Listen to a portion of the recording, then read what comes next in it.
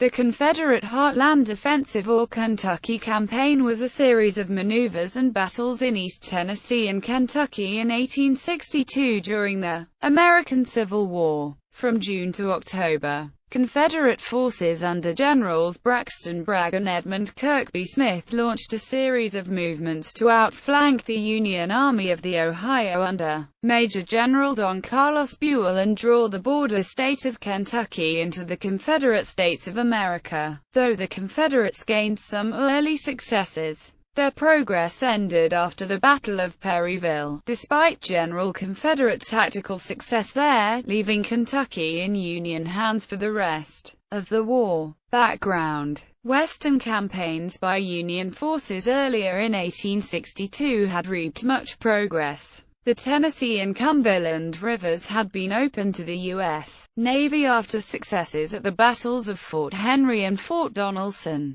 The railroad hub at Corinth had been evacuated by the Confederates, causing most of West Tennessee to fall into Union control. New Orleans, the Confederacy's largest city at that time, had been captured by Admiral David Farragut. The city of Vicksburg, Mississippi, was now an important strategic aim for the Union commanders, as the Western Confederates were narrowed down all to the single line of railroad running east from Vicksburg. Consequently, protecting the Confederate stronghold on the Mississippi River became a top priority for the Confederacy. Confederate General Braxton Bragg decided to avert Union attention away from Vicksburg and from Chattanooga, Tennessee, which was being threatened by a large Union force under Don Carlos Buell, by invading the border state of Kentucky. Campaign. In August 1862, Confederate General Braxton Bragg invaded Kentucky, hoping that he could arouse supporters of the Confederate cause in the border state and draw Union forces under Maj.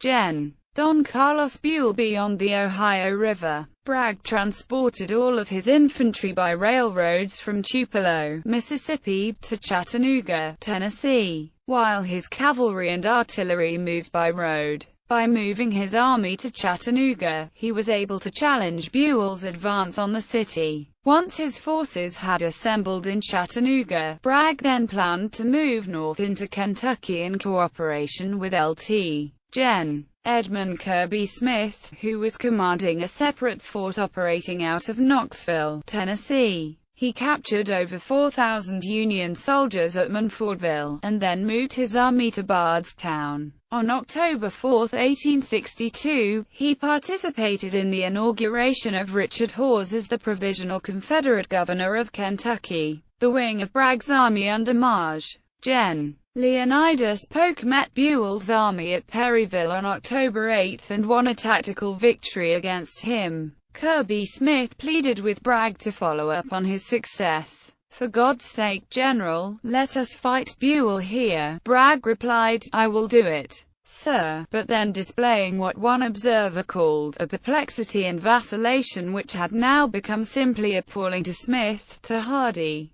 and to Polk, he ordered his army to retreat through the Cumberland Gap to Knoxville. Bragg referred to his retreat as a withdrawal, the successful culmination of a giant raid. He had multiple reasons for withdrawing. Disheartening news had arrived from North Mississippi that Earl Van Dorn and Sterling Price had failed at Corinth, just as Robert E. Lee had failed in his Maryland campaign. He saw that his army had not much to gain from a further, isolated victory, whereas a defeat might cost not only the bountiful food and supplies yet collected, but also his army. He wrote to his wife, "With the whole Southwest thus in the enemy's possession, my crime would have been unpardonable had I kept my noble little army to be icebound in the northern clime, without tents or shoes, and obliged to forage daily for bread, etc." Aftermath. The invasion of Kentucky was a strategic failure. Although it had forced the Union forces out of northern Alabama and most of Middle Tennessee, it would take the Union forces a year to regain the lost ground.